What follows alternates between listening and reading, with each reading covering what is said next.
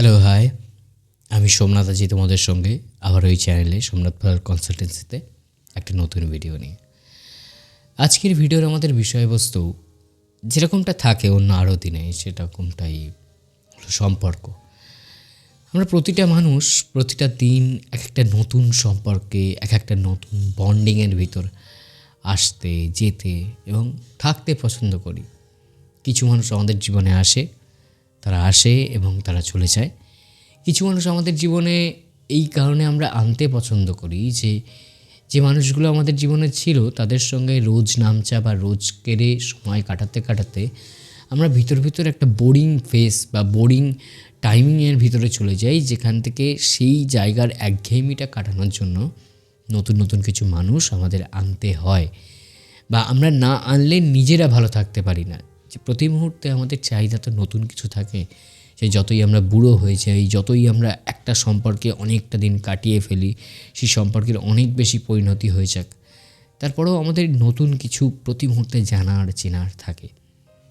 কিন্তু তারপরও বাইরের কোনো সম্পর্কই কিন্তু সম্পূর্ণভাবে আমাদের নিজস্ব সম্পর্ক নয়। তাদেরকে আমরা সম্পূর্ণভাবে নিজেরা ভালোবাসতে পারি না। এই কারণটা আমি খুব বেশি দিন নয়, গতকাল রাত্রে খুব কাছ থেকে অনুভব করেছি। আমার নিজের জীবন দিয়ে, আমার নিজের অভিজ্ঞতা দিয়ে বলছি যে প্রতিটা মানুষ তার সম্পর্কের অভিজ্ঞতাগুলো হয়তো শেয়ার করে, কেউ ফেসবুকে, কেউ ইউটিউবে, কেউ ইনস্টাগ্রামে রিলসে। আমি এখানে শেয়ার করছি এই যে আমার একটা খুব ভালো বন্ধু আছে। সে আমাকে ফোন করে খবর দিল যে ভাই, এমটিএসের রেজাল্ট বেরিয়েছে। তো আমি বললাম, কি তুই পাস করেছিস? তো আমার মনে এই ছিল যে যদি আমি পাস করি তাহলে সবাই পাস করুক, আর যদি আমি ফেল করি তাহলে আমার পরিচিত কেউ যেন পাস না করে। সেটা আমার বন্ধু হতে পারে, আমার রিলেটিভ হতে পারে, এনিওয়ান।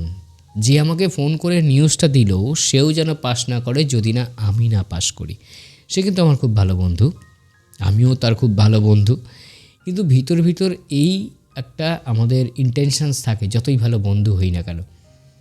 আমি নিজেকে খুব ভালো মানুষ বলে দাবি করতেই পারি, আমি করি যে আমি খুব ভালো মানুষ মনের দিক থেকে, কারোর ক্ষতি চাইনি। কিন্তু ইনডিরেক্টলি আমার হচ্ছে না বলেই কারোর যে হবে না, সেই চাহিদাটাও যে আমার ভিতর থাকা উচিত না।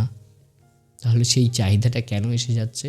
কারণ সেই মানুষগুলো আমাদের ভিতরের যত কাছেই হোক না কেন আমাদের পরিবার নয়।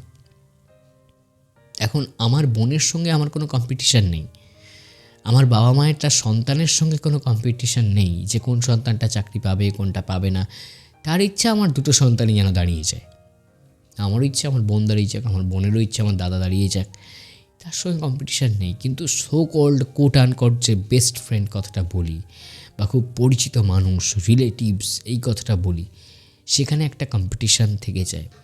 এবং এটা শুধু এই যে চাকরির কম্পিটিশান এমনটা নয়, এটা সমস্ত সম্পর্কেই কিছু না কিছু জায়গায় একটা বাধা, কিছু না কিছু জায়গায় একটা অবস্টেকেলস এসে যায়, এবং সেই জায়গাটায় গিয়ে তাদের ভিতর একটা কম্পিটিশান তৈরি হয়ে যায় যে সেই মানুষগুলোর থেকে বা সেই মানুষগুলোর থেকে যেন আমি একটু উঁচুতে থাকতে পারি অ্যাট এনি কস্ট, অ্যান্ড সেই মানুষগুলোর থেকে যেন আমি বেশি সম্মান পাই, সেই মানুষগুলো যেন কখনো আমাকে ছাপিয়ে না উঠতে পারে। এটা যেরকম আমি চেষ্টা করি, সেরকম আমার পরিচিত মানুষ, আমার রিলেটিভস, তোমরা যারা ভিডিও দেখছো তোমরা চেষ্টা করছো, তোমাদের রিলেটিভসরা চেষ্টা করছে যে তারা যেন তোমাকে ওপরে উঠতে না দেয় বা তুমি তাদেরকে ওপরে উঠতে না দাও। এটা একদম স্ট্রেট ফরওয়ার্ড যদি বলি হিংসা বলা হবে। হিংসা ঠিক নয়, আবার যদি বলে থাকি হিংসা নয় তাও ঠিক নয়। এটা সোজাসুজি হিংসা বলা যাবে না, এটাকে বলা যেতে পারে সম্পর্কের বাঁধন। যে আমি কোন জায়গা পর্যন্ত তার সঙ্গে সম্পর্কে যেতে পারি, যতই সে আমার রিলেটিভ হোক, আর আমি কোন জায়গা পর্যন্ত তার সঙ্গে সম্পর্কে যাব না, বা তার সঙ্গে সেই সম্পর্কের যে গোছালো ভাবটা সেটা রাখবো না। আমার এই কথাগুলোকে তোমার অগোছালো মনে হতেই পারে, কিন্তু একদম ডিপ ইন দ্য মাইন্ড যদি ভেবে দেখো, বা deep in the thought process যদি তুমি ভেবে দেখো, অ্যানালিসিস করে দেখো, তাহলে দেখবে কোথাও না কোথাও গিয়ে তোমার একটা ঈর্ষা বা তার তোমার প্রতি একটা ঈর্ষা, সেটা লুকায়িত বা সুপ্ত আকারে থাকলেও আছে। তাই কোনো সম্পর্কেই ওই অতটা এক্সপেকটেশান রাখাটা খুব একটা জরুরি নয় বলেই আমার মনে হয়।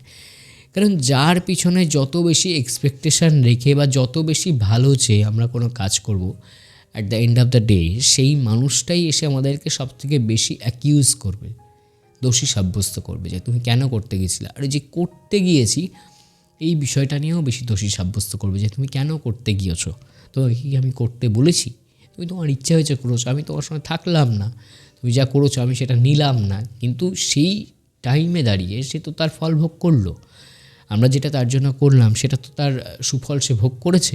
তখন এখন তার দরকার নাই হতে পারে, ভোগ তো করেছে। সুতরাং কারোর জন্য ওই তার জন্য ওটা করছি, আমার এই ভালো লাগা তৈরি হচ্ছে, ভালো লাগার থেকে একটা এক্সপেকটেশান তৈরি হচ্ছে যে সেও আমার জন্য ভালো কিছু করবে, বা ডিরেক্ট এক্সপেকটেশান না হলেও তার থেকে আমি খুব ভালো একটা সম্মান পাবো, বা তার থেকে আমি খুব ভালো একটা মানে ফিডব্যাক পাবো। এই আশা রেখে কোনো কিছু করতে গেলেই বিপদ। এই আশাটা যখন থেকে তৈরি হয়, যে মুহূর্ত থেকে তৈরি হয়, সেই মুহূর্ত থেকে মন খারাপ, সেই মুহূর্ত থেকে এক্সপেকটেশানগুলো তৈরি হতে থাকে। আর প্রতিটা সম্পর্কে যখন আমরা আছি, আমাদের অবশ্যই চেষ্টা করা উচিত যে সম্পর্কটাকে কমপ্লিটলি এনজয় করা, যতক্ষণ আছি সুন্দর সুন্দর মোমেন্ট ক্রিয়েট করা। নট দ্যাট কি তার সঙ্গে আমাকে লাইফ লং কাটাতে হবে, লাইফ লং থাকতে হবে, এমনটা নয়। সেটা আমার বিয়ের সম্পর্ক নয় যে তার সঙ্গে আমার লাইফ লং থাকতে হবে। আজকের দিনে তো বিয়ে কেউ গ্যারান্টি দেওয়া যায় না, বাট যেটা মনে হয় যে যেখানে যতটুকু আছি ততটুকু যেন আমি এনজয়মেন্টের সঙ্গে থাকতে পারি।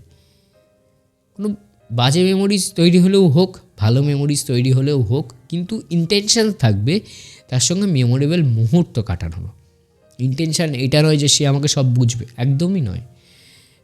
যত ওই ইন্টেনশানটা থাকবে, সে আমাকে যত বুঝবে তত বেশি তোমার মনে হবে সে যেন তোমাকে কিছুই বুঝছে না, কারণ তোমার এক্সপেকটেশান তার প্রতি বেড়ে যাবে। যদি ইন্টেনশান এটা থাকে যে সে আমাকে বুঝুক চাই না বুঝুক, আমার সঙ্গে সে যেন ভালো করে কাটায়, আমি তার সঙ্গে যেন ভালো করে কাটাতে পারি, ব্যাস দ্যাটস অল। তাহলেই সমস্ত সম্পর্কের পিওরিটিটা, সমস্ত সম্পর্কের ভালো মুহূর্তগুলো, খারাপ মুহূর্তগুলো সব মিলেমিশে একাকার হয়ে সম্পর্কের একটা মোমেন্ট তৈরি হবে, একটা মুহূর্ত তৈরি হবে, সম্পর্কে একটা এনজয়মেন্ট তৈরি হবে। সেটা যে কোনো সম্পর্কে, যে কোনো সম্পর্কে, বন্ধুত্বে, রিলেশনশিপে, যে কোনো সম্পর্কে ভালো মোমেন্ট খারাপ মোমেন্ট হতেই পারে, কিন্তু কখনো এক্সপেকটেশান থাকবে না যে সে আমাকে সবটা বুঝবে, বা তারও এক্সপেকটেশান থাকবে না উল্টো দিকের মানুষটা আমাকে সব থেকে বেশি বুঝবে, জানবে। হ্যাঁ, দোষ ত্রুটি দেখিয়ে দেওয়া যেতেই পারে, সেটা মুখের ওপর বলাই ভালো। ঢাক ঢাক গুড় করে যখন দোষটা অনেক বড় বেড়ে গেল, তখন আমি আর টলারেট করতে পারছি না, তখন ফেটে বেরোনোর থেকে আগে থেকে ছোটো আকারে বলে দিই, এটা তোর ভালো লাগে না আমার, তোর এই অ্যাক্টিভিটিসটা আমার ভালো লাগে না। সেও আমাকে বলে দিক যে তোর এই অ্যাক্টিভিটিসটা আমার পছন্দ না। It's better, it's good. এতে সম্পর্কের টাইমিংটা অনেক বেড়ে যায়, অনেক বেশি দিন ধরে টিকে থাকে যে এই মানুষটা স্ট্রেট ফরওয়ার্ড, এই মানুষটার সঙ্গে আমাকে লুকোচুরি করে কিছু বলতে হয় না, এই মানুষটা অকারণে আমাকে জাজ করে না।